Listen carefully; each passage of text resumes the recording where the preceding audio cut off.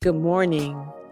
Good morning. And welcome to the Big We Podcast.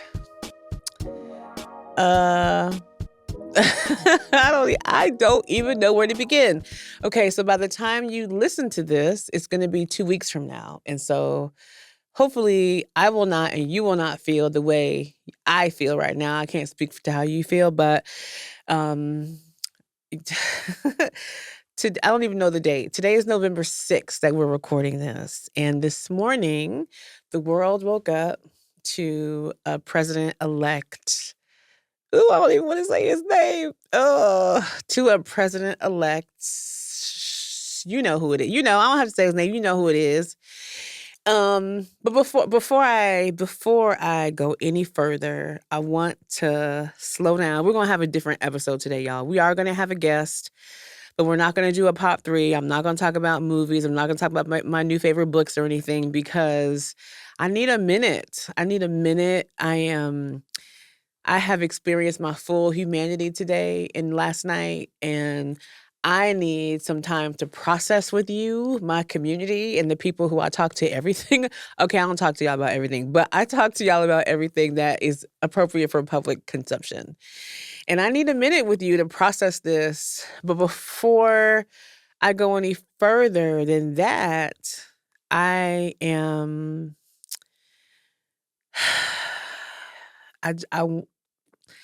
yeah, I'm gonna cry. I don't wanna cry, but I feel it coming. I'm like, ooh, little.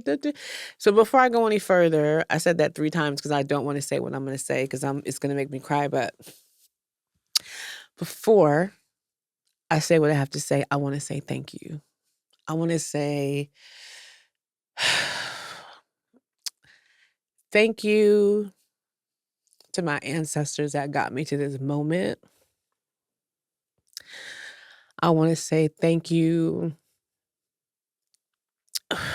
to the ancestors of every person whose lineage is full of enslaved Africans. I want to say thank you to everybody who comes from and came from a Black woman. I want to thank Harriet Tubman and Ida B. Wells and Fannie Lou Hamer and Octavia Butler and Toni Morrison.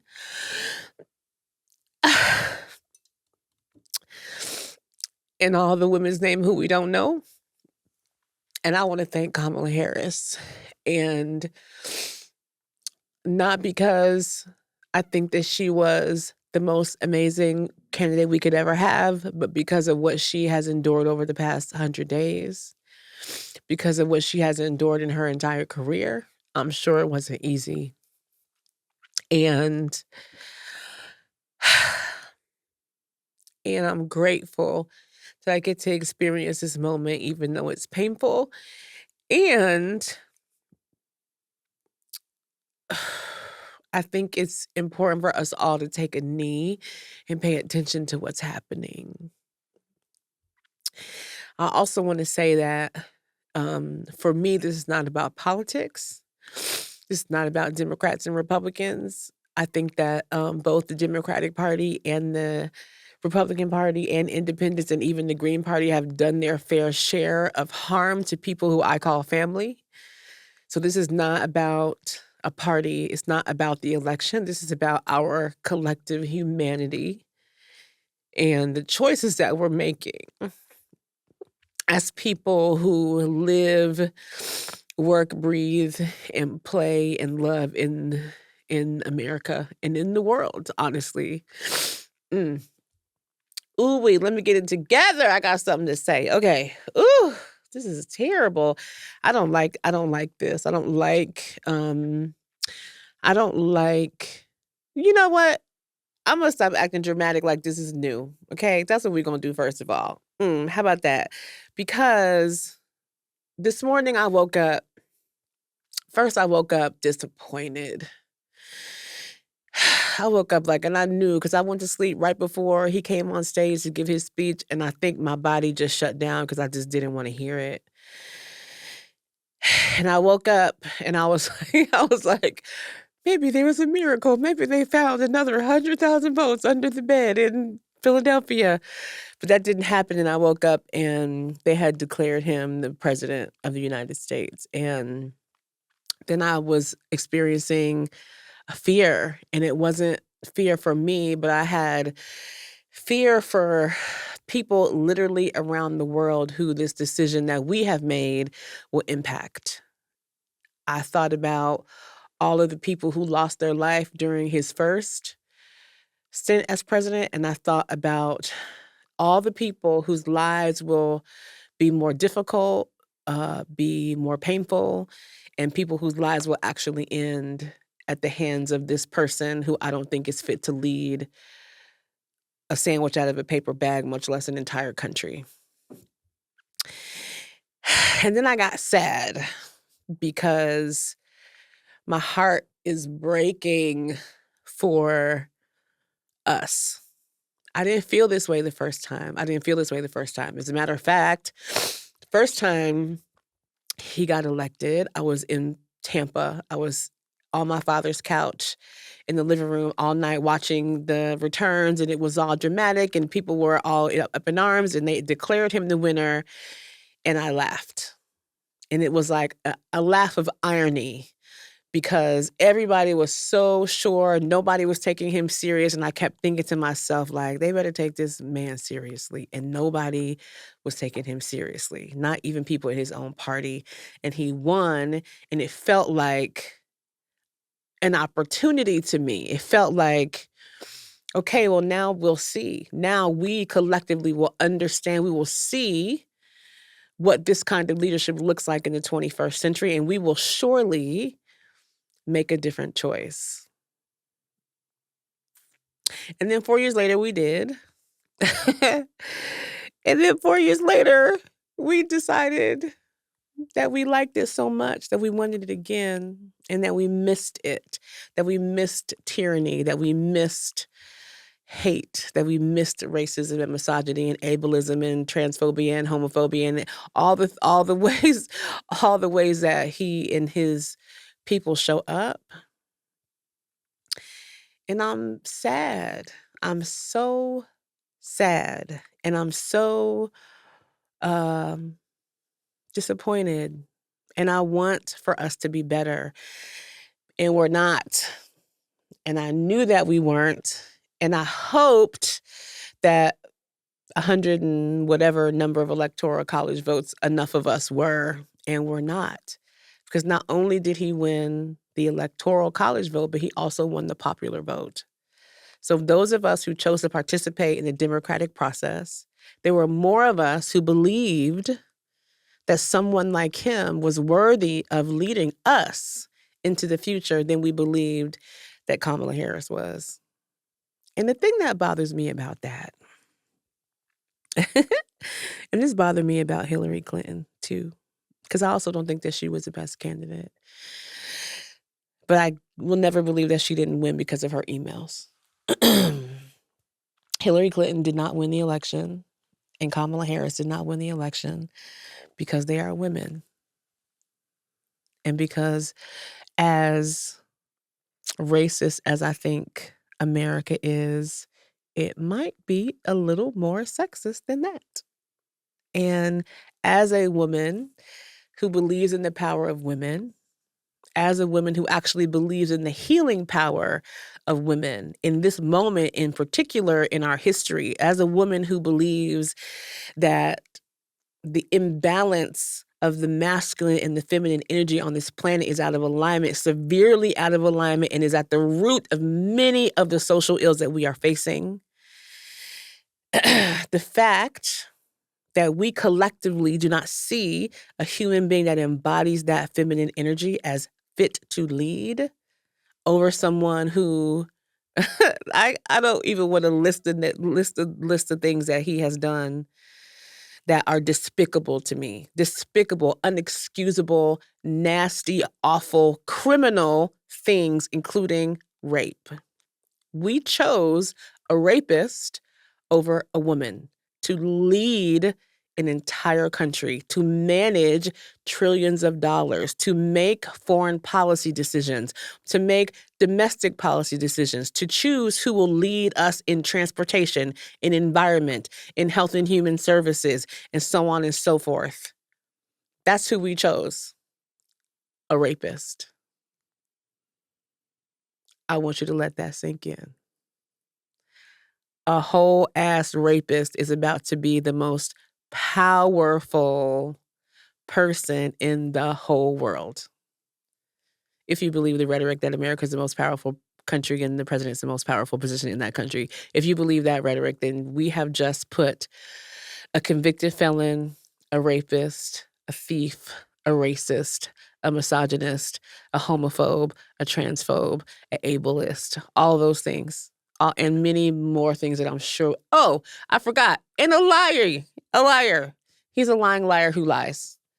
And we have decided collectively that he is more fit to lead than this Black woman who is the daughter of an immigrant, who has had over 100 million votes in her career, who has never lost an election. This is the first election she's ever lost in her entire career, who was an attorney. All those things, who's been vice president, for God's sake. He's better than her. Ain't no way. It ain't no way. It ain't no way. It ain't no way. It ain't no way, y'all. It ain't no way. It is, it's no way. It's no way. It's no way. I have a person in my life. I struggle with calling him a friend because he's not somebody who, am I about to say that in real life? Yep. He's not someone who I trust or respect. If I trusted and respected him, I would consider him my friend, but I don't. The first time this man ran for president, my person, my would-be friend, voted for him, and I stopped talking to him because I couldn't understand why somebody would vote for, why somebody who considered me a friend would vote for somebody who basically spit in the face of my ancestors. I couldn't wrap my heart around that, and so I just had to stop talking to him. And we got in touch again a couple years ago. We have a working relationship, so I can't not, right, be in a relationship. And I decided to open up our personal relationship again. And so he and I had been talking. We've been talking through this election season. We've been talking about the candidates. We've been talking about why this one or why that one. And there's so many things I could say. I'm not even going to say those parts because they're not important. I'm not going to talk about how uninformed he was, how I asked him about Project 2025, and he was like, "What's that?" And I was like, "Where do you watch your news?" "I don't watch the news. I get my news on Twitter." All those things, right? Infuriating. And why do you even have an opinion when you have no information? I'm about to get angry. Let me calm down. Let me talk about this part over here. Okay, great. All that. Forget all that. Last week, we were texting, and he said, "I just don't know why everybody," see, that's so funny. He was texting, "How do I know how he sounded? I have no idea. Let me calm down." Okay, I just gave him a whole voice. He didn't say that. What he said in the text message was, "I'm just upset that everybody thinks that I'm a racist and a sexist because I want to vote for him."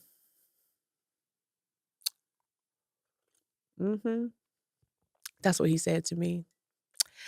And I said to him,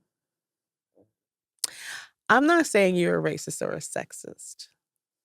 What I am saying is that when you're thinking about the qualities of a leader, especially as a person," he is a devout Christian man.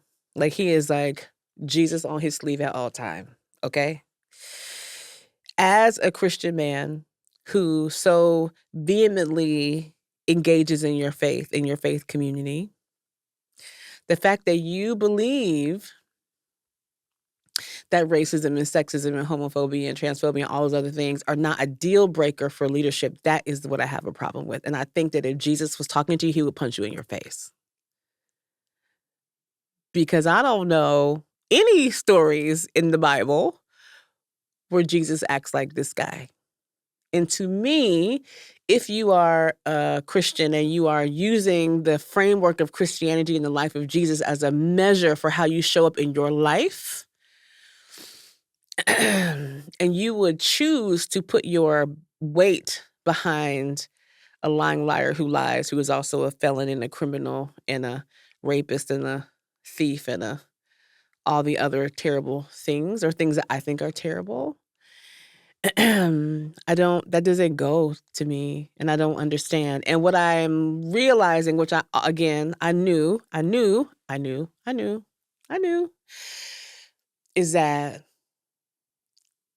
let me tell y'all something. Today, I've been so grateful for my team, and I've been so grateful for our work, because really, the first thing I thought when I woke up this morning was like, I'm so happy this is the work that we're doing, because this is where the solutions are. All the people we know around the world, around the country, around the South, who are working in community, who are building actual solutions for actual people, we are the ones who have the solutions for the future. The solutions for our communities do not actually live in the White House. They have never lived in the White House. The bar for president of the United States has never been morality. It has never been morality. Can you list the name of presidents who have had mistresses? Can you list the name of presidents who have owned slaves? I'm sure that this is not the first president who has raped someone. I'm almost 100% positive. So I have to deal with the fact that as a nation, we do not believe that morality comes into play when we are talking about leadership of our nation. We're talking about allocation of our vast wealth and resources. And we're talking about foreign policy decisions that impact people literally all over the world. Morality and good judgment and a good and open heart is not a factor. So I'm the fool. I'm the fool walking around expecting people to be like, he's not a good dude. He shouldn't be our leader. That's not how we judge leadership here. It's not. So when we talk about core values, when we talk about culture, when we talk about the stories that we tell these stories because we are trying to get people to understand that our humanity is the most important thing. We're trying to get people to understand that being a transparent, accountable, open-hearted, honest person who actually acts out of love for other human beings is the most important thing, and not how much money you can make for your folks and your son-in-law and your partners and yourself. And that's how we made this decision. If I asked my person who I've been talking to the election about, like, why this guy? He's going to talk to me about the economy. Not even acknowledging that the dude doesn't know anything about the economy. But whatever, that's a whole nother conversation. Like, your judgment is your judgment, but we have a nation who has chosen. Y'all know who we chose. This is trash, but whatever. Let's talk about where the solutions are and what we're going to do next. Yeah.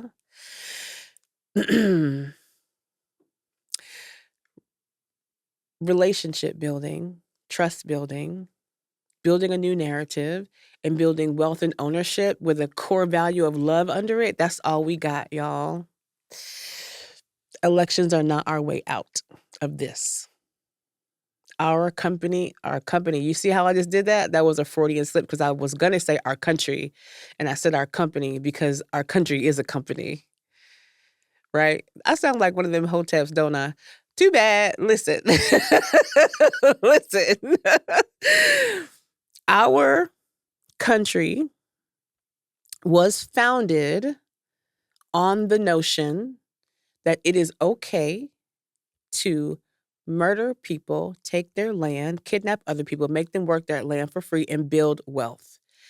Which is not really about that. It's about the fact that anything goes if you're trying to make money. That's what plantation capitalism that Reverend Lawson used to talk about is about. It's about the fact that we all, 100% of Americans, are living under a system that tells us everything goes if it's in service of money. Everything and anything goes. Everything and anything goes if you are trying to make money. At some point, we are going to have to make a different choice.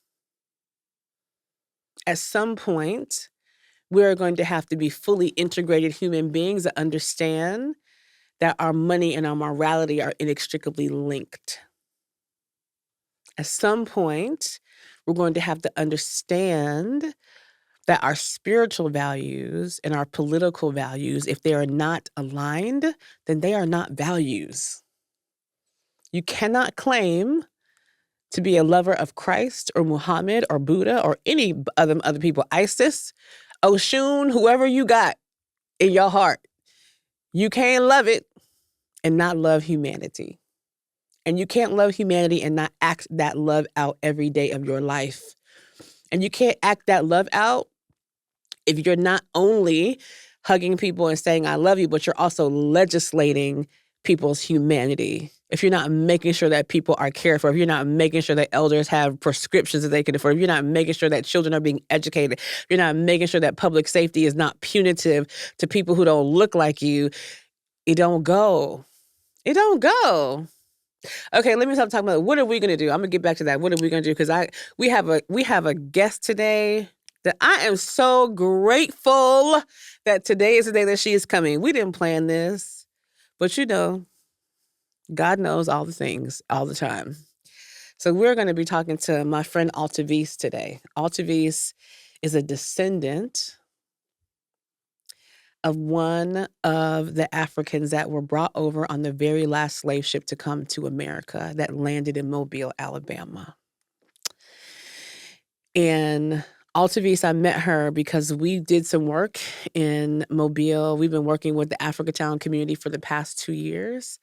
We worked on the social impact campaign for the movie Descendant that talks about Altevese's family and her ancestors and the ancestors of some other folks in their community. And what I know about Altevese and what I know about the community that she represents is like the story of America exists in that one little neighborhood from beginning to end. From the very first day to this one, the story of who we are as a nation exists in that one little neighborhood. Just how I feel about Memphis. Y'all hear me talk about Memphis all the time. The story of America lives in the microcosm of Memphis. And if we are going to become a nation of people who have honor and who have integrity and whose values and their actions match every day, it's going to happen in neighborhoods like Africatown. It's going to happen in neighborhoods like Memphis. It's going to happen in neighborhoods like Jackson, Mississippi. It's going to happen in neighborhoods like Montgomery. It's going to happen in neighborhoods like Sassafras Ridge. It's not going to happen in D.C. because you can't legislate values. You can't legislate goodness. You can't legislate love. You can't do that. It has to come from inside us. And at some point, we are going to have to make a choice. And it can't just be half of us plus one. It can't be, y'all. We're not doing this right. We keep talking about elections and policy and corporations, and we have to be talking about relationships and ownership and governance and cooperation. It's the only way. It's the only way. It's the only way. I'm not saying you shouldn't vote. I'm not saying we shouldn't have elections, but I'm saying like those things are to punctuate and protect the choices that we make with our hearts. How you show up in the ballot box, you've been being for the past 12 months already. It's too late. Once we get to election day, it's too late. It's too late. So we got to make a choice about who we're going to be. And if you have to do that inside your house, inside your office, in your neighborhood, on your block, on your city, but get with the people who care about the shit that you care about, and y'all decide who the fuck you're going to be. And be it. Every day.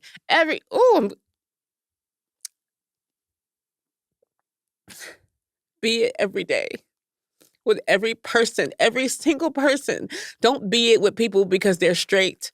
Don't be it with people who are only white. Don't be it with people who are only women. Be it with everybody. Don't be it with somebody who's not in a wheelchair only. Be it with everybody. Decide who you're going to be and be it all the time with every person,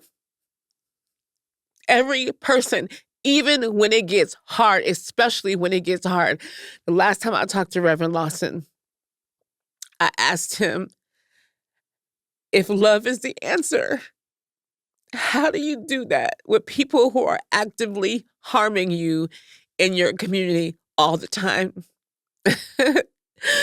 I was so mad at him because he looked at me in my face, like he looked at me in my eye and he said, and he smiled. It was so terrible. He looked me in my face and he smiled and he said, well, that's the work, isn't it?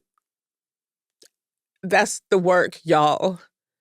Learning how to actually live love in your daily interactions, in your financial interactions, in your policy interactions, in the voting booth, in your neighborhood, at your kids' school, at the hospital, at the park, in your car, every second of your life. That is what we are on the planet Earth for, to remember that we are one human spiritual body. We are born to remember that we are connected. One family, one family, one family, one. That is why we're here. We did not do that last night. We did not act like one family. And that's why I feel broken today, because we're better than this. Or maybe we're not. I guess we'll see. Protect yourselves and take care of yourselves.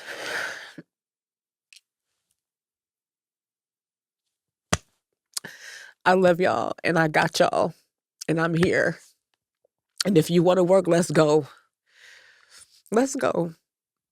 Because all we got is us. And I mean all of us, not just the people you think are your people. All we have is us. Okay. First of all, I love you so much. Love you, my girl. I'm so happy to see you. I've been looking forward to this conversation for weeks and You. weeks and weeks and weeks and weeks. I mean, actually months, because I've been wanting to have a conversation with you for a long time. Ditto, ditto. And today, you know, we're having a day. We're I having some challenges. We're having a day. I just finished boohoo crying on the camera. I had to You had to get it out. I had to fix my makeup because I was looking crazy. I was like- So I'm gonna tell you, I've not allowed myself yeah. to process this in a way that concedes defeat because Yes. in my suspended reality, Yes. I believe that, especially living in Pennsylvania, I believe that there's going to be this breaking news report that says Yes. we called it too early. We Yes. were not finished tabulating the absentee ballots Yes. and the mail and the this is and the that's. And after we've now done that, Look at that. Kamala Harris is the new president and she The is won by democratic process has bipartisan. prevailed. Exactly, Yep. because there is, in my mind, in my little bitty old mind, there's no Mm-hmm. way that millions of people have voted against their self-interest. There is no way that We're we just talking have about that. said, I do not care what is in my actual best interest, that I am going to allow my sexism and my racism to overtake.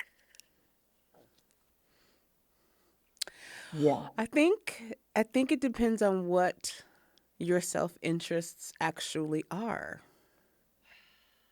And I Because hear for that. some of us, Yeah.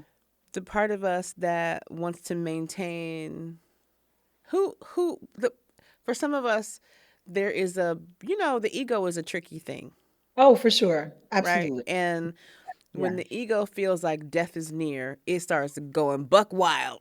Agreed. Agreed. And if And it your will act against identity Yes, yes, yes. 100%. If your identity is connected to the idea of whiteness or the Yeah, idea of yeah, masculinity or the yeah, idea of wealth or the idea yeah. of power or the idea of any of those things, that is your self interest. True. It is your self-interest until you make that extremely poor decision. And then afterwards, when the reality of that decision looks you in the face and you say, "Oh, Oh, oh, okay. I Okay." made a boo boo. Well, you know what, Altavise, we had that moment already. We don't have 4 years of this. We did, but I think that but I so here's it. We had 4 years of a portion of this. I don't think no one knows what Amen. the next 4 years is gonna be Amen. because we have truly let the cat all the way out the bag, and Amen. we have said, "Run, do whatever it is that you feel, Not only did we let the cat out the bag, but the cat has had 4 years to prep. rep," and is Okay? ready and has Ready to go. apparently a ton of support to just do you. Oh, kabillions of people. Yeah, yeah, yeah, yeah, and And nothing not only kabillions of people, but kabillions of people and aligned fascist leaders across the right. globe. Oh, for sure. That was Across like, the globe. "Yes, We were we're talking in." today. We have a South Asian woman on our team, and she was like, "I talked to my grandma this morning. My grandma lives in North India, where she's lived my Mhm, whole life, and she told me, baby, we got one of those too. It's gonna be all right. We got a fascist leader too. We watched him rise, and he is now in power. And we got to remember that we're having a global conversation. Like for the sure. rise of this Yeah, kind of strong yes, man yeah, leadership has been happening for a decade around the agree, world. And the agree. energy is high on the fascism situation, honey. Oh, absolutely. Yeah, yeah, yeah, It's and high, it's high, but I just my God, the hope. The hope that I had, the hope that there are more of us than there are of them. honey. I was hoping too. I was like, surely, surely, surely. Because Surely. I am someone who believes in the evolution of the soul, right? I believe that our Correct. soul grows over time and Absolutely. memoriam. And I really believe that some people are not spiritually capable of having a sophisticated Yeah, political, social, emotional, yeah, spiritual, yeah, human yeah, conversation, and like they're just going to do that, right? And that's fine. absolutely. But what For I was sure. hoping for was that the spiritual awakening of the planet had progressed to the point where Correct. there were enough of us that we were going to be like, Mhm, mhm. maybe not the lying rapist, thief, racist, sexist, homophobic, transphobic asshole. Maybe not him. Maybe not him. With by the way, with no sound productive policies, At a well, right? he does have a concept of so, there's that. There's Sorry, that. I forgot. I forgot about There's that. I forgot about that. there's the I forgot about concept. that. And You also, like, do away whose with a concept. plans, all of whose actual plans were written by someone else and very destructive. I just thought, like, I was hoping beyond all hope that Yeah, enough of us had gotten there yeah, that we yeah, would yeah. stand up for something else. Absolutely. And we Absolutely. have not. We have We have not. not. And that's We have important not. information. It's important information, and it reminds me about why the things that we do are so important. Absolutely. Agreed. Speaking of which, we all the way Mhm. in and don't nobody know who you are. Will you please introduce yourself to the Big We family? Family, we have guests today. One of my wonderfully favorite people. Literally, Altavise is one of the best people I've ever met in my work. I love you so much. I love you so much. Okay, let me stop talking about you. Introduce yourself to the Girl, people, you know the Altavise. feeling is completely mutual. Like I from do day know. one. Day Day one, one. honey. Day Exactly. one. Completely mutual. Hmm. Okay. My name is Altevese Rosario Jones. It's hyphenated Mhm. Jones now 'cause I just got married. Whoop whoop. Ooh! I met your husband too. Lovely man. Lovely man. He's Totally appreciate. 10 out of 10. he Highly is the recommend. he is the He's the best. best. I feel bad for anyone who does not have him as a mate because he is the best person. We're all doomed, everyone. Sorry. Absolutely. But you'll be okay because you have bigger things to worry about than your mate now. But no, okay. So Rosario Jones. I am an extremely proud descendant of Cudjo Lewis. Well, let me dial that back. I am an extremely proud descendant of Kosolo Oluwale, whose Mhm. enslaved name is Cudjo Lewis. Yes, ma'am. Yes, ma'am. Yep. Yes. Will you tell us who Cudjo Lewis is? So Cudjo Lewis was the last male survivor of the Clotilda journey. The Clotilda was a ship who Mhm. in 1860 went over to Benin, took 110 enslaved Africans, brought them over to the Mobile Bay, where Mhm. they were dispersed into several counties in a few other states. Cudjo Lewis and 32 other Africans. After spending 5 years in slavery, they established Africa Town in a section of Mobile, Alabama, just outside of Mobile, Alabama. In Africa Town, these 33 former enslaved Africans who had an extreme desire to return home, but could Mm. not return home because unfortunately, every time they got close to the goal, the line kept moving further Mhm. away from them. Once they realized that they were not going to be able to return home, they decided to bring home to them in Mm. Alabama and they established Africa Town, where they governed themselves and their traditions, where they educated their children, and they created and cultivated and sustained a thriving community, um, not seen anywhere else in this country. Yeah, and my ancestor was the last male survivor of that Mhm. journey.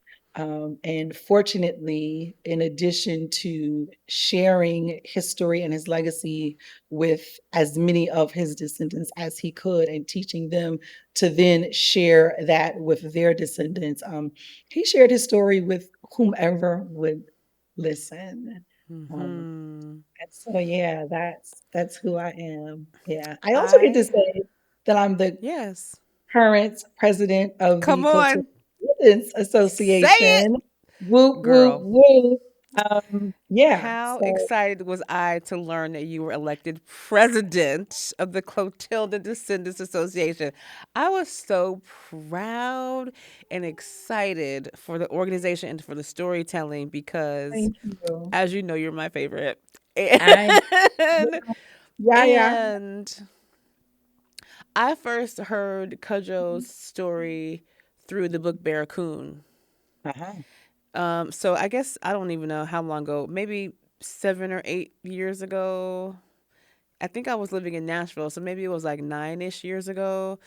Okay. There was a woman who had written a biography about Zora Neale Hurston called something something Mhm. rainbows. I can't remember the name of it, Okay. and she talked about Barracoon. And I was like, "What? There's a new Zora Neale Hurston book that nobody what?" No one has shared Like what that has no happened. one ever right because and the thing that was so wild about that story Yeah. is that so like you said, Cudjo told his story to anyone who would listen, and we all Mhm. know that Zora Neale Hurston was traveling around rural communities collecting people's stories and being a folklorist Yeah, and an yeah, archivist, yeah. and she met Cudjo and she she recorded his story, she transcribed his story in his own dialect, Yes. and nobody would publish it because the publishers Yeah. told her nobody wants to hear people talking like that. Nobody. Exactly. And Make she's that like, thing "But this American and is quit right. playing. Come on, what about the Queen's English, honey?" And she was like, "Bump the Queen's English. This is this Exactly. King's English." Yeah, there you go. and and she Yeah. couldn't get it published. And they found this manuscript years after her Yeah. death, Yeah. years, and Yeah. published it. And it was like everybody was so excited. It was so Yeah. exciting to be like, first of all, a new book that Zora Hurston had her hands Right, on right, right, that part. after Yeah, yeah. decades. Second of all, to hear the story, firsthand account of who Correct. at the time we thought was the last living person on that ship. Now we know that he was the last living male.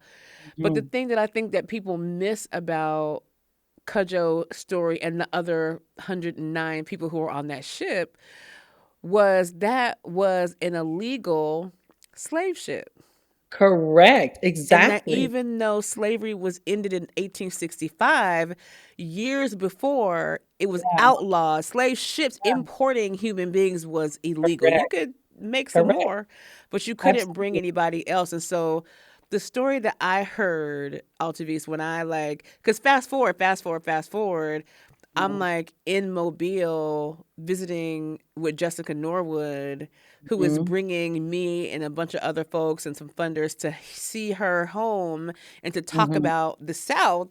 And I'm Yeah, like, wait a minute, this man went and made a bet 'cause why not? Because that he privilege could says I can bring do that.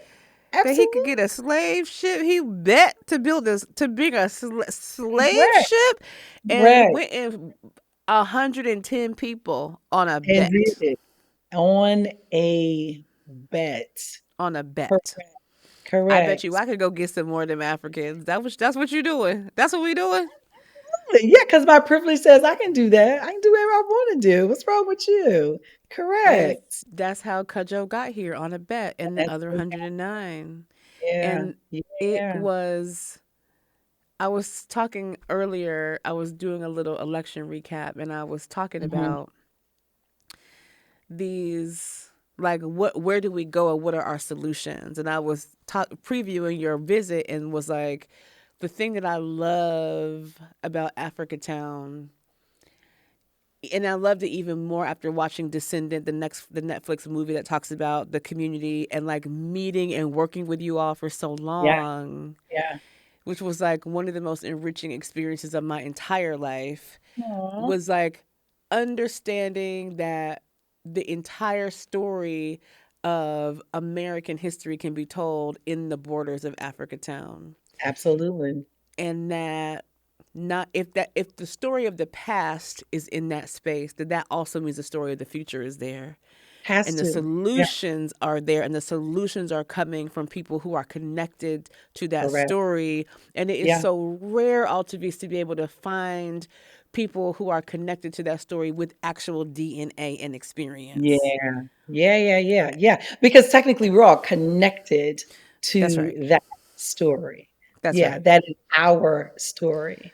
Yeah, yeah. How do you remember the first time you heard about Africatown and Cudjoe? Because you didn't grow up in Africatown, did you? So here's the thing. I am originally from Mobile, Uh Tolmanville, huh. Uh huh. and I did live in Africatown for a period of time in the family's home, which was Cudjoe's home. So I did actually live there. Wow. And many of my relatives did.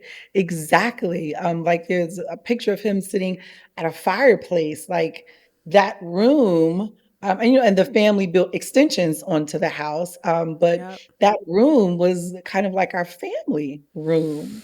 Um, yeah, yeah, yeah, yeah, yeah. So So good. It's so good.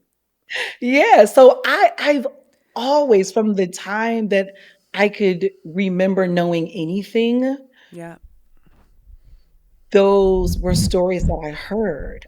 Yep. I sat at my grandmother's feet, my grandmother, Mary Lumbers, Mary West Lumbers, Mm, who is one of the twins that's referenced in Barracoon. yes. Um, Wow. I exactly. That's wild. That's your grandmama. Wow. Wow. I Wow. sat at her Wow. feet. I sat Wow. at her feet hearing stories of Kojo and of Africa and Africa Town in the same way that she sat at his feet. Oh. Exactly. So always, always, always, and it's funny, and we always had, pictures of him in the house. And it's funny because this shows you the innocence of children, the innocence and the ignorance of children. Hmm. I thought that our story, that everyone had this story, you know, Right. and I, as I grew Right. older and would share and would talk with people, and we would, in Africa Town had events and things, and my family always participated. Mm. My great aunt, Martha, my grandmother Mary's twin sister, she was highly active in the Africa Town community and in Mm-hmm. the original iteration of CDA. She was very active. And so Mm. this was just what we did. It was just what we knew. And so when I learned that other people didn't have this experience, I was like, wait, really? What do Yeah. you don't know? Right? How could you not know? How could you not And know? how could you not know? No one told you, even if you couldn't put your finger on the person. You mean Yeah. no one told you the story of your ancestry? You actually don't know. And as I grew older, I thought, oh wow, my Mm-hmm. family Hmm. are bit of unicorns. Like Literal unicorns. we Literal. but I had no to me it didn't become as precious. It was interesting. I loved Hmm. knowing about it, but it didn't become as precious, as valuable, something that needed to be protected Mm. till I learned how rare it was. Yes. Yeah, Yes. yeah, Yes. And I think that is why it feels precious to me. Like being able to look around and be like, "Oh yeah, this right here is the neighborhood. This right here is the house. This right here is the clearing. This right here is the." yeah, Because yeah, so many of us folks, black folks whose families, grew up in the South and are descendants of enslaved people, we cannot point to. And the thing about Cudjoe mhm.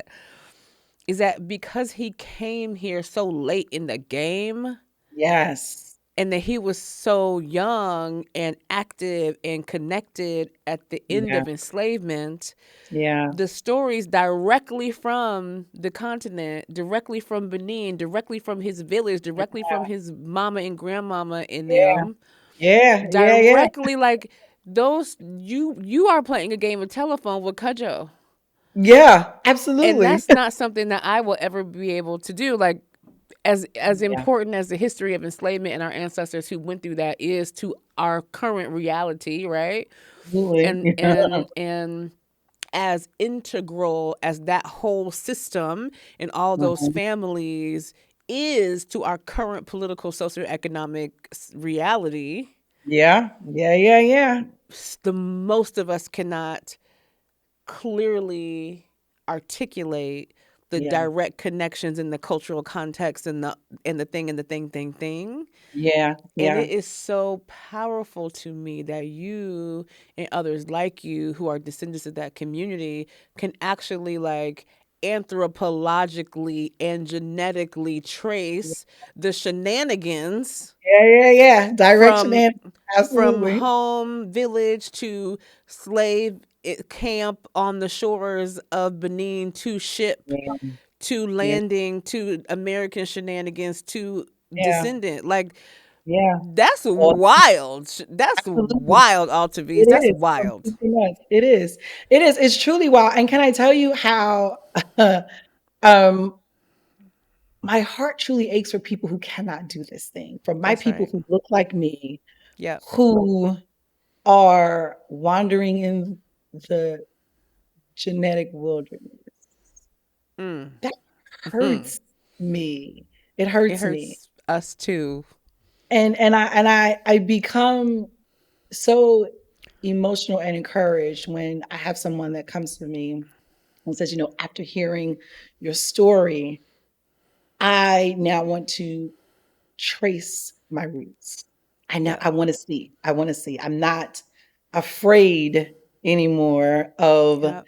the veil of slavery Yep. and of the narrative that I was fed that this is the thing that I am. And if Mm. not for coming here, then I would be, Mhm. eating raw meat Mhm. in the woods somewhere. Mhm. On the Yeah. And dark continent. on the dark continent, exactly. Mhm. Yeah, Mhm. so I Wow. love when people get excited to hear our story. That energizes me. Yeah. One thing that we talk about a lot at the Big We is like, yes, all the stories, but then how the stories are teaching us about what to do Yeah, next. And I would yeah. love to hear about how these stories are showing up in the work of CDA, how they're showing up in you as a human being, as a Mm. descendant, and like what are these things teaching you to do, and how are you applying those things in your personal life and in your life as president of the CDA. Yeah, so it's teaching me first and foremost, know who you are, and not Mm, what someone tells you you are, but yes. know who you are. Because if you don't know who you are, then you will very easily get caught up in someone else's tale. Yeah. You will be derailed from your path. So Yeah. know who you are. Show up as your full self Mm, in whatever it is that you are doing, regardless of who around you likes it, loves it. Show up as your full self. mm-hmm. And don't be afraid to do the thing that you know needs to be done. Mm. Do it. And it's okay if no one else stands with you. It's It is okay okay. if no one else stands with you. It It's is okay okay. if you have opposition literally Mm. all around you. That is okay because that does not determine your path. That Mm. may determine how you navigate a Yep. space, but it doesn't determine your path. And the work of CDA, one of the things that we are beyond serious about is not only keeping our story alive for Mm-hmm. ourselves, but pushing that out to the larger community globally um, in the way that our ancestors did not allow us to forget or to not know. We're now tasked with reminding the world, sharing with the Mm. world. We're here. This is how we got here. And Mm. this is how we're going to move forward in spite of all Mm. the things. And so, in spite of all the things, it means that, like I said, we're educating others. We're educating our descendant community, Mm. especially those who may not have grown up with the story. We're Mm. educating them on us. This is who Yep. we are as a people. We are connected. And then we are ensuring that and the mission and vision of the CDA is twofold, right? Mm. So one, it is descendants, which descendants are, we know for a fact that descendants are nationally um, banded across our country. We have Right. descendants from everywhere. And so a part of the mission and vision of the CDA is to ensure that all of their voices and all of their stories and their ancestors' stories are known, especially since they were not a part of the Africa Town community. Because when people think of the 110, they initially go to Africatown. And Right. that is important and it is key because so many of the descendants did do or of our ancestors rather, did do this amazing thing in establishing their Right. own community. Right. But they were only a third of That's the people. right. They were only a third. Yeah. And so for the CDA, we need to make sure that those other two thirds, their voices are heard. that their needs are met Yes. and that their story is just as important Mhm. as those in Africa town because it is. It is. And I didn't hear about those other two-thirds till quite far down the road. And I had been involved for quite some time and I had known the story for some time before I realized that Yeah, there were yeah, two other stops, right? And folks got dropped off in other cities or went in other spaces. Yeah, that's right. absolutely, And what's the exactly. other part? What's the second fold of the CDA work?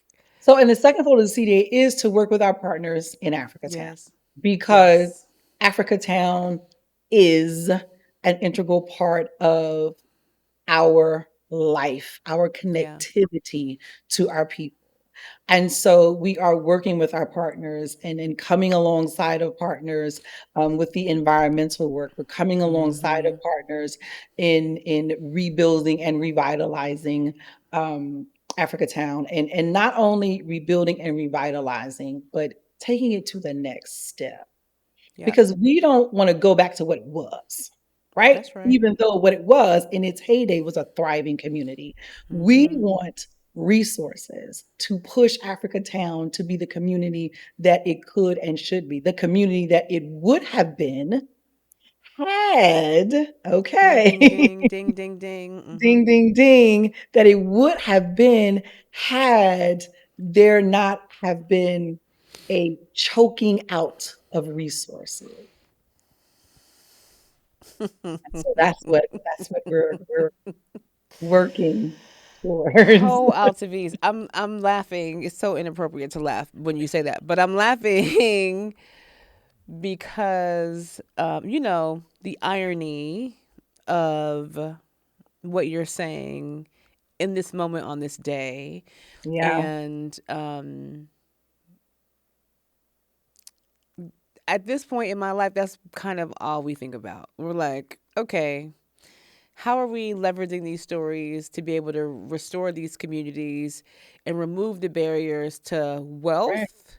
And Yeah. the thing that is tricky is that when I use the language of wealth and wealth building and ownership and governance, the Mhm. assumption is that I'm speaking of it in a hyper capitalist traditional American context, and I'm Right. not. Right, right, right, I absolutely. am Well, 'cause talking that's what about it people in know. a that's right. And that's our culture, right? That's our dominant culture. But when I talk about ownership restoration, right, removing barriers and resources, I'm talking about a matriarchal, equitable, nurturing Correct, economic system that takes care of correct, everyone correct, as correct, a baseline.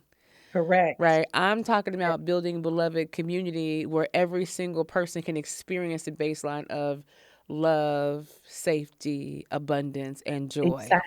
exactly. Right. Basic human I'm not even gonna say rights because, I mean, basic this is what we this is what we should have been born into as just being human. And that's what I was about to say. I wouldn't say rights, I would say birthright.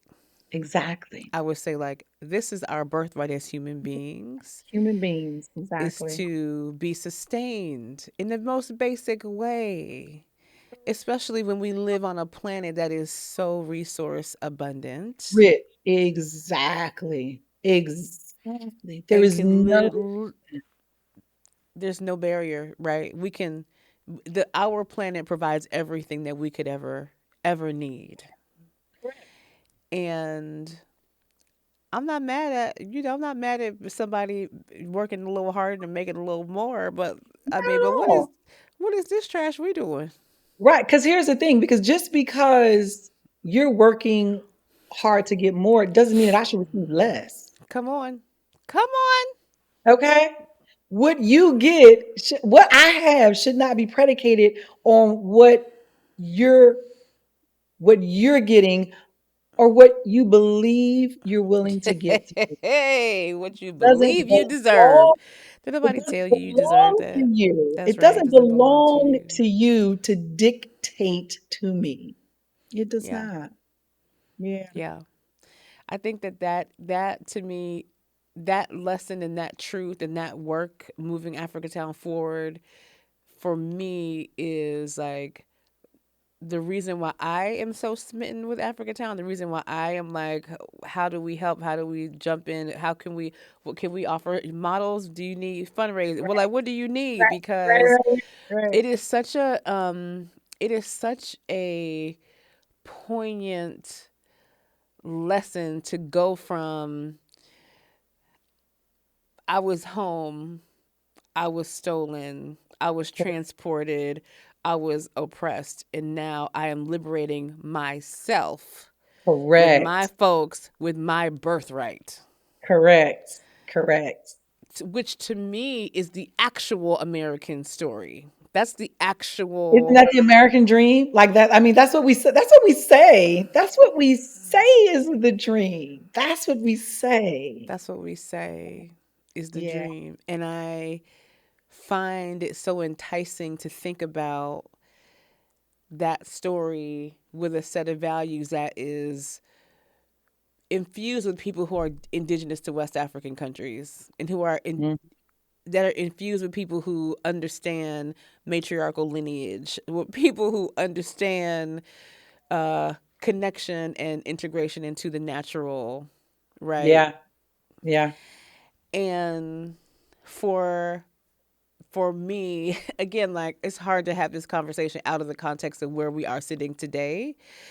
Um, I'm really trying, but I'm just gonna stop trying because it's impossible. When I think about about my dreams, right? Like my dreams for a community, Yeah. my dreams not just for Black people, but for all people, and not just for not just for all people in America, but all people all over On the the planet. world, all Correct. people on every planet, intergalactic, whatever your Correct. alien Right. race, Right. whatever. Right. All the living It's beings. like all the living beings all over the intergalactic space. The dream is that connection to your source such that you are provided with everything that you need in such a way Yeah. that you're not getting in the way of other people getting what they need. Right. Because there's enough to go around. Girl, it's enough to go around twice. Exactly. We are in no shortage of resources, no shortage. But we are we are in shortage of humanity. We are in Mm. shortage of compassion, Now you preaching up here. okay? We Mm-hmm. are in shortage of value for Mm-hmm. others. Yeah.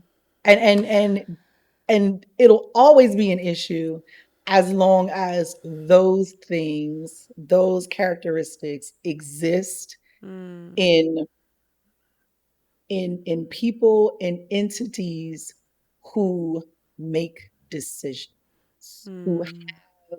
the purse strings. Mm. The stolen purse strings, you mean? Those ones? You mean them?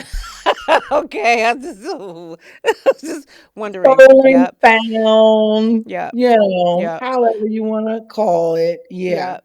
See? I feel like the theme of my day today has been like, how do we get go further? How do we get Yeah. past? How do we heal? Yeah. How do Yeah. we? And I Yeah. keep coming back to this conversation of ownership and self determination, right? Absolutely. And like communities who are able to make their own choices and be like, this is our space. Like Yeah.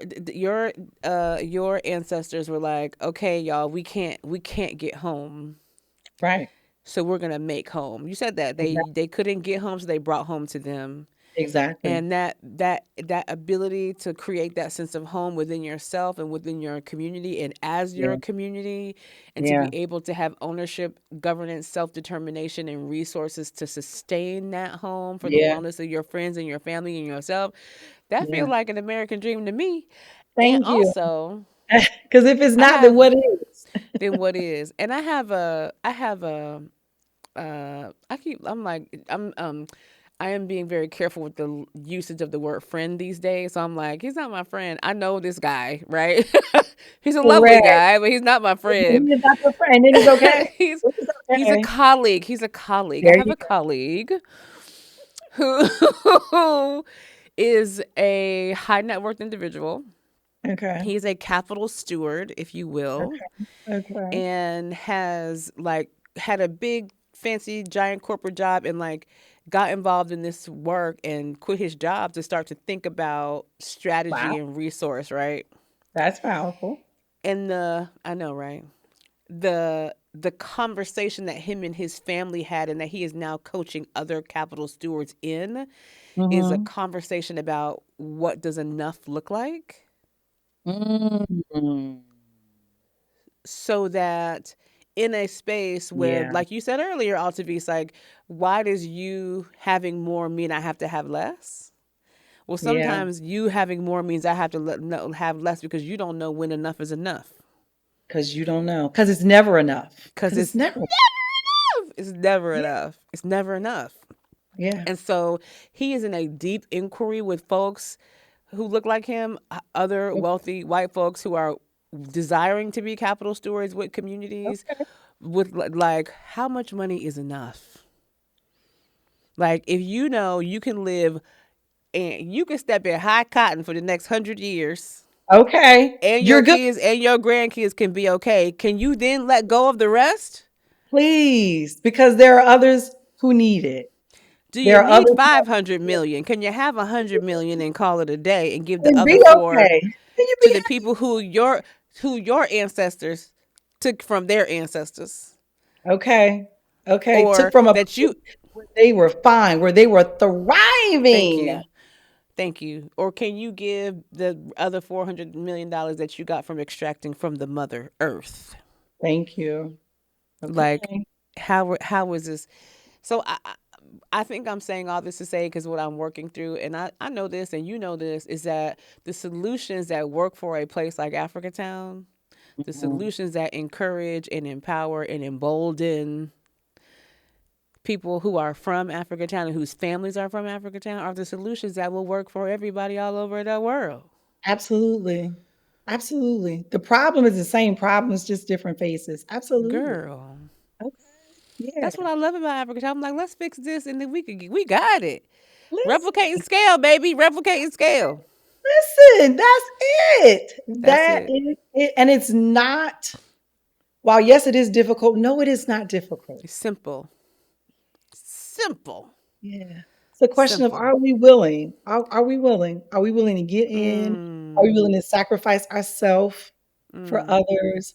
Are we willing to stand up to the Mm-hmm. people who are looking at you like, what is wrong with you? Why in the Yeah, world would you do that? You don't know them. That's not your family. Why do you that's right. care? That's right. And then the narrative comes in, they're this, they're that. They don't want more because if they did, then Honey, they would have more.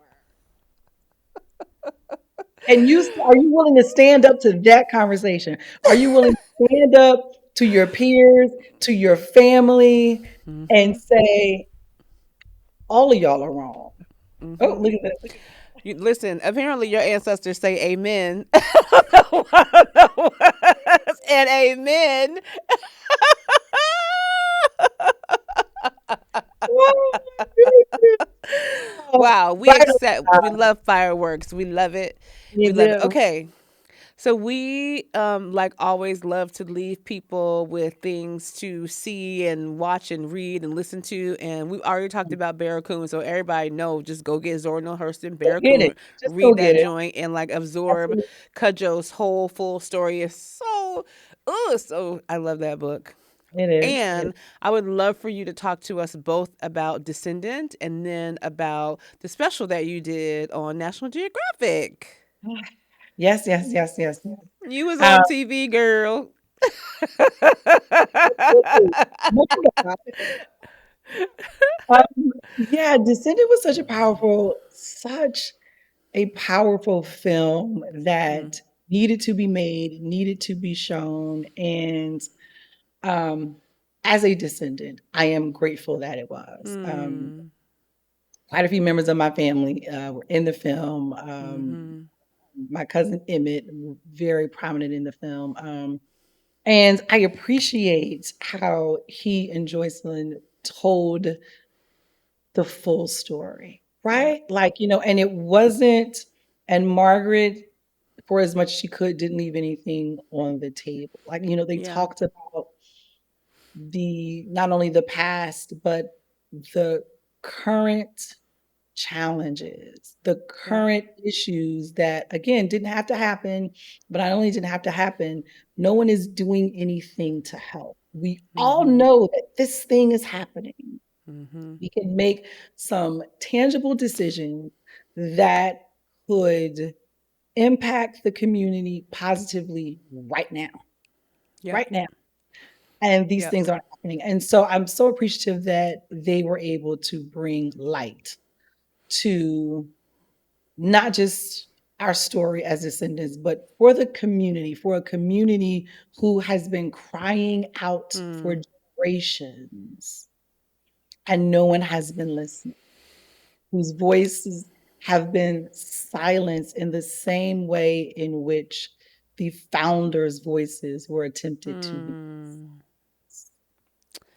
I would go even further and say not only were they not listening, but they were actually like pretending not to hear at all because of Right. their own complicity in the story. Listen, because they would not work against their self-interest. Okay. Oh,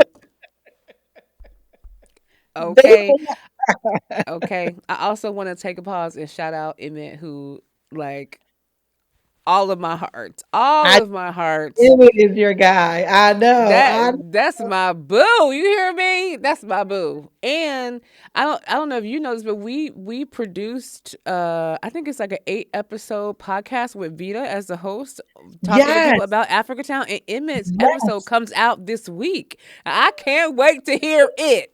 Wait, I nice, can't wait to nice. hear it. I love that. Oh, what a Yeah, wonderful, yeah, yeah, powerful yeah. man. He's a Yeah. jewel for sure, for Yeah, he's sure. a jewel. I think that the Descendant film, again, it just like goes into the complexity of the whole, because there's so much about the story that we're not saying right now because we don't have time. But it Right. is like that film is like ups and downs and reveals and intrigue and Absolutely. Yeah. subterfuge Yeah. and like All the sex things. lies and videotape. Like it's deep. That movie, that documentary is deep. And also it's It important is. to note that that film was co-produced by Participant Media, which is now defunct, Yes. but also Higher Ground Media, which is Yeah. Barack and Michelle Obama's media company, and Correct. also Questlove, who Yes. Who discovered is a on Henry descendant? Louis Gates that Yeah. he is a Yeah. Yeah. descendant of Yeah. one of the folks who was on the Clotilda. And so, like, Sorry. Yeah. star power Yeah. storytelling. And on Absolutely. Netflix right now, y'all Yeah. can go, like, stop talking to us and go watch Descendant Check on it out. Netflix right now. Okay, now let's talk about when you were on the show. Like, what show? Tell us about your show. So, and this is our second documentary with National Geographic. Mm-hmm. First one filmed in Africa Town. The second one, which let me just say, transformed my way of viewing people, Mm. situations, and and Mm. and to your point, what is enough? What is Mm-hmm. enough to Mm-hmm. bring you joy and peace and to have you do the things that you need Yep. and want to do. Yep. Having said that, this film, Clotilda, The Return Home, which Yep. is airing on Hulu and Disney Plus. So check it out, check it out, check it Come out. on, Disney Plus. You up there with Star Wars? You real good. Okay, exactly. So National Geographic took myself, my uncle Gary, my cousin Cassandra, and Delisha Marshall, who is a descendant Hmm. of Opa, took Mm-hmm. us on a reverse slave journey. Mm. So one of the things that Cudjoe did, and this is in the book Barracoon, is Mm-hmm. that he drew a map. And the map was I forgot about the map. the map. I forgot about the map. The map was of his journey, the journey that he took, and I say took because truly he was forced. He was a Yep. captive of the Yep. Dahomey kingdom, their army. So from his village in Banti to Ouida. And so he charted that journey in a map. Yep. National Geographic took us back to Benin and we took a reverse journey Wow. using the map. Wow. Wow. Exactly. Wow. Yeah. Yeah. So we're going to sit in that for a moment.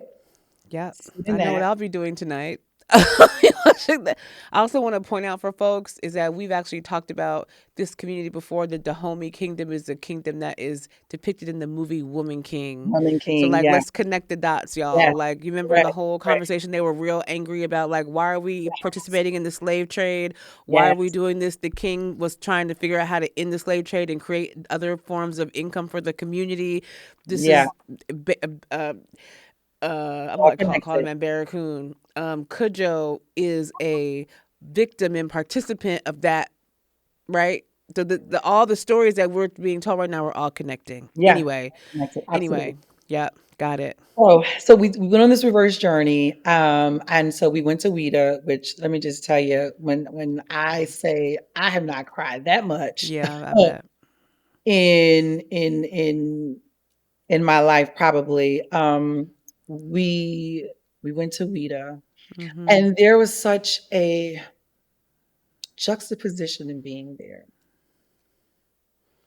So, of course, not of course, in my mind, because I've been inundated with Western narratives of what our home looks.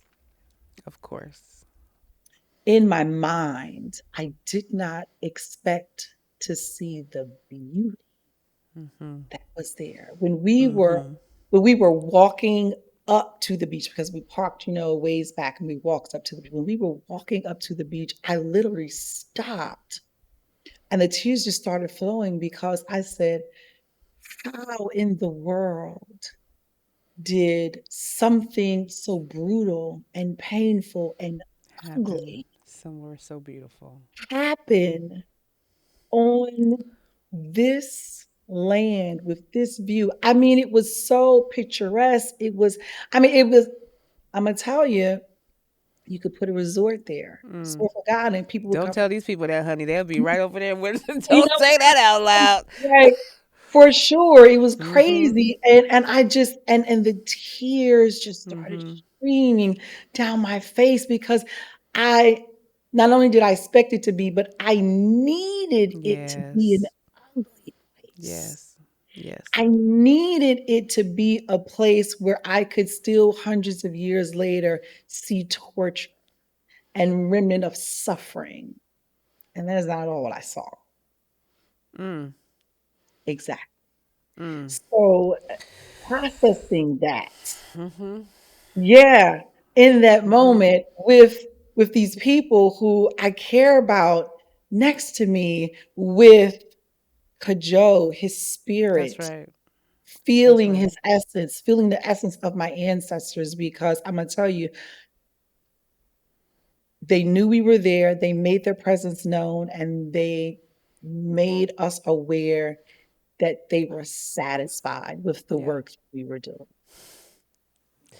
And isn't that all any of us ever want? And that is all that we want. That's all we We want. want So to be good descendants. we do, we We want to do, be good we descendants. do. So we were able to, my family as descendants of Kajo, and then Delisha as a descendant of Gumpa, were able to ceremonially take them back home. That's right. They always wanted to go home. They always wanted to go home. And so that That's was our right. way of taking them back home. We took soil from his memorial. Mm. We did. And Delisha did the same. She took soil from the chimney on Gumpa's land Oh, wow. and we took it back and we took it to their village, to our home. Yep. That is my home. That's This right. is where I reside. That's right. That is my home. And it was so powerful taking the journey and seeing the miles and miles of road that they had to travel, knowing that, Mm-hmm. we're seeing it, we're seeing paved streets Yeah. and, cutouts, and we have on clothes and we have, mosquito repellent and we have all of the comfort features that we need to be okay to do this thing. Hmm. And They were naked. They were Yep. bloody. They were wounded. They were chained to each other. They were dragging bodies and seeing, the heads of their loved ones on stakes. And it just going back and forth, present, past, Mhm. thinking of future.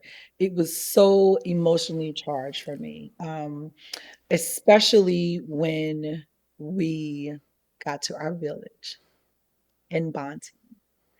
And before we left, I was telling one of the producers, well, we were asked, what is the thing that you're concerned about? And I said, well, I'm worried that I'm not going to be accepted. I'm worried Hmm. that I'm not going to be seen as a native. I'm worried that I'm going to be seen as an American interloper Mhm. and that I will not be welcomed home because that is what we wanted. And when I tell you Anasa, it was the complete opposite. Of I'm telling course. you, it it was as though, and this is not to diminish anyone's experience, but it was as though we were children who, well, because we were, um, children lost at birth and Mhm. uniting with their birth family. Mhm. Open arms. Oh my goodness. Open arms. Oh my goodness. Oh my goodness. I'm getting emotional thinking about it, sharing it with you. Oh my goodness. When I tell you, literally, people were saying, welcome home, That's right. home, Yes. loving on us in a way that we don't get here. Right. Full That's circle. another Yep. series right Yep. there. I Yep. mean, and they were saying, "You're home, you're home." My Yes. sister, my brother, "You're home. We love you." They were chanting Cudjo's name. Oh man. Oh my Wow. goodness. When we drove up to, and the village, you don't know. The village is in the country, a very rural part Mhm. of Bonte. And we drove up, and there was a point to where we couldn't go any further. Mhm. So let me tell you why we couldn't go any further. We couldn't go any further because hundreds of people had come from the village to meet us. Oh, The vans and cars, the vehicles couldn't travel any further because there were people on the road. Hundreds, hundreds, women, men, children, young, old, yep. everything, canes, able bodied. They came and greeted us. They had trees and waving flowers, and I mean, chanting, singing. Yep. And you know what? That's what we all want. And that's We what we all want. want to be welcomed home. We all want to be welcomed home. I am so grateful to you for this conversation. This is exactly what I needed today. I hope that this is exactly what the Big We family needed today. I hope I it hope was so. in service to you as much as it was to me. You know, I Thank you. adore you. You I am so know, you grateful know, that I met you and that you shared your absolutely. story with Yes, us. yes. I needed this too. This could not have happened on a better day. That's right. I'm probably just gonna call you when I get in the car because I want to talk to you some more. Absolutely. And I'm Absolutely. not. And just to our audience, like y'all know, I always do a big dramatic outro. We're not doing that today. We're gonna leave it. I want Altevese's voice to be the last that you hear today. Oh my So y'all goodness. know I'm gonna give you like 30 seconds to say what you got to say, but just shout out to the Big We family, to Walter and to Tim and to Renisha and our whole production team and to our staff and our communities and everybody who is hurting today and everybody who Yeah, is looking for a way forward. yeah, yeah, Memphis yeah, is your way forward. Africantown is your way forward. Montgomery is your way forward. Atlanta is your way forward, right? These communities yeah, where these solutions are being made every day, the places where people are learning how to love each other, the places where people are learning how to figure out what enough means and then Yeah, make sure other people got enough too exactly is that your part. way. It's our way forward, y'all. It's our way forward. And I love all of y'all so much. I'm so grateful for this community. And I'm gonna stop talking and let you have the floor, Altevese, and you can close us out for today and help us figure out how we gonna get past this moment into the future. Absolutely. Well, Thank first of you. all, thank you, Anasa. You know I love you so dearly. Thank you to I the Big love you B too. family for an opportunity to share our story, That's right. right? Our story. And let me say that we're going to move forward because that's what we've always done. Hmm. This is not the first calamity to Child, I've been happen. thinking about Harriet Tubman all day. Exactly. And because that is what we do. That's what we Hmm. do as a community. That's what we do as a Yes. people. We move forward. Um, Yes. please converge on to Mobile, onto Yes. Plateau. See the people, hear the stories, see how you can dive in and help. No help is too small, no help is certainly too big. Go to theclotildastory.com to check out how you can be of service to the CDA. In July, we have condensed our yearly celebrations, our two annual celebrations into one big celebration is happening in July. Our landing event, come, support, It's beautiful, y'all. be You in should go. community, be Hmm. in community, be in community Amen. with those around you. Because that Amen. how we're going to get through this. That's right. Yeah, Preach. there you All go. right. I love you so much. Love you guys. Oh, I I'll do. see you. Thank you. Absolutely. Love you.